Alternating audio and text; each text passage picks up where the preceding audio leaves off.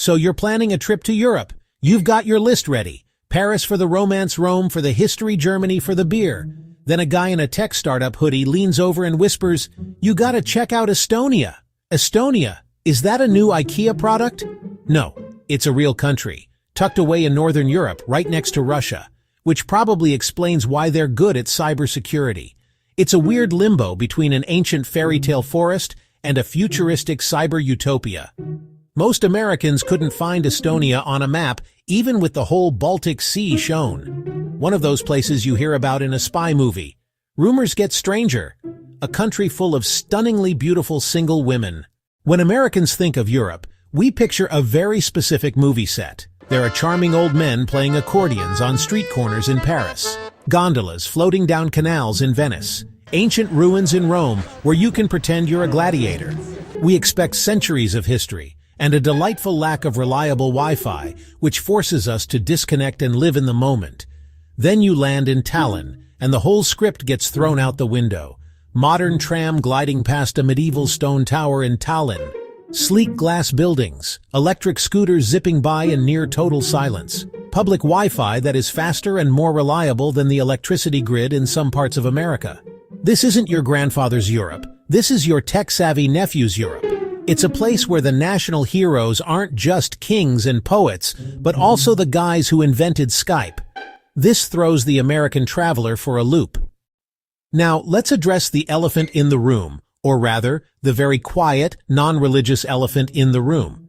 The internet whispers two things about Estonia. It's one of the most atheist countries in the world, and it has a surplus of single women. For some American guys, this sounds like the promised land. They imagine a godless paradise where beautiful women are just waiting for a charming foreigner to sweep them off their feet. It's true that Estonia is one of the least religious countries on the planet.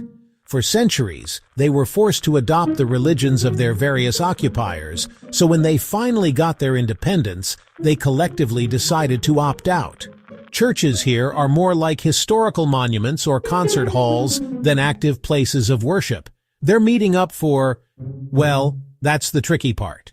Then there's the myth of the lonely Estonian woman. The statistics do show a gender imbalance, a remnant of the Soviet era. These are some of the most independent, educated, and self-sufficient women you will ever meet. The idea that they are just waiting for an American to show up and save them is not just wrong, it's insulting. So you've decided to brave the silence and experience Estonian nightlife. You put on your best going-out clothes ready to mingle. You walk into a bar in Tallinn's Old Town, and at first it seems normal. But then you notice something strange. Nobody is talking. An American will immediately feel the urge to break the ice. "Hey, how's it going?" In the US, this gets enthusiasm. In Estonia, it's met with blank stares. They look at you, then at each other, then back at you, like you announced you're a talking moose. Their social firewall is the strongest in the world. The key to understanding Estonian social life is realizing that friendships are earned, not given. After 5 conversations, a shared sauna experience, helping them move a couch.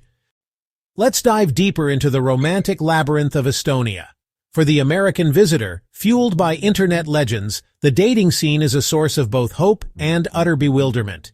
You open up Tinder or Bumble in Tallinn, and yes, the profiles are impressive. PhD candidates who also model, software engineers who climb mountains on weekends, artists who seem to live in a permanent Instagram filter. The potential seems limitless, but then you have to actually interact with them, and that's where the American playbook on dating goes right out the window. You'll send a cheerful, emoji-filled message, and you'll get a one-word response back. They communicate with an economy of words that makes Hemingway look like a gossip columnist. If you do manage to secure a date, prepare for an experience that is unlike any American date. It will be a slow, deliberate process, punctuated by long, meaningful pauses. Don't. For an Estonian, silence is a form of communication. Your date isn't bored. They are processing your data and running a deep diagnostic on your personality. The ultimate test of a budding relationship in Estonia is the sauna invitation. If an Estonian invites you to a sauna, it means they are seriously considering letting you into their inner circle. Everyday life in Estonia is a fascinating blend of the hypermodern and the deeply ancient. It's a country where you can conduct all your official business from a laptop in a forest. Seriously, Estonians have a digital ID. It lets you vote, pay taxes, sign legal documents, and access your health records online. The bureaucracy that plagues most of the Western world has been almost entirely eliminated. An American, used to spending a full day at the DMV, will look at this system with a mixture of awe and rage. Public transportation is seamless and punctual. You can buy your ticket with an app, and the buses arrive exactly when they say they will. The internet is considered a public utility, with free Wi-Fi blanketing most public areas. This digital convenience is woven into the fabric of society. But just when you think you're living in a sci-fi movie, you step outside the city and find yourself in a primeval landscape. They go foraging for mushrooms. They go foraging for berries. They spend their weekends at rustic summer cottages with no running water, but probably still a decent 4G signal. It's a necessary balance to their digital lives. Prepare your palate, my American friends, for a culinary journey that is as stoic and surprising as the Estonian people themselves. If you're coming here expecting the delicate pastries of France or the rich pastas of Italy, you might want to adjust your expectations. Estonian cuisine is hearty, earthy, and deeply rooted in making the most of what you have. It's food designed to get you through a long, dark winter. The national dish is verivorst, which translates to blood sausage. Yes, it's exactly what it sounds like. Traditionally served with lingonberry jam, your brain might send you a few warning signals, but you have to try it. Then there is the bread. Estonians have an almost religious reverence for their lieb, a dense, dark rye bread. It's heavy, slightly sour, and the backbone of almost every meal, but it's not all heavy winter food. Young chefs in Tallinn are reimagining these ingredients in incredible ways. You can find birch sap drinks, sea buckthorn desserts, and new Nordic plating.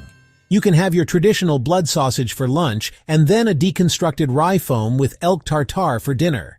It's a perfect reflection of the country itself, deeply traditional yet surprisingly modern and creative. You cannot claim to have understood Estonia until you have experienced a sauna. I don't mean the dry, sterile box at your local gym. I mean a real Estonian sauna. It's a ritual, a social event, a near-religious experience. An Estonian sauna is hot. Not pleasantly warm, but intensely, overwhelmingly hot.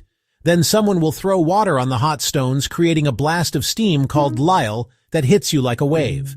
Someone will hand you a veet, which is a bundle of leafy birch or oak branches. You are then expected to gently whip yourself and your friends with these branches. The grand finale of the sauna ritual is the cool down. This involves running out of the sauna and jumping into the nearest body of water or rolling in the snow. The shock of the cold after the intense heat is both terrifying and incredibly invigorating. It's in these moments between the heat and the cold that the real Estonia reveals itself. People talk, they laugh, they share stories. The quiet, reserved introvert you met at the bar is now your naked, branch-wielding best friend. The sauna is the key that unlocks the Estonian soul.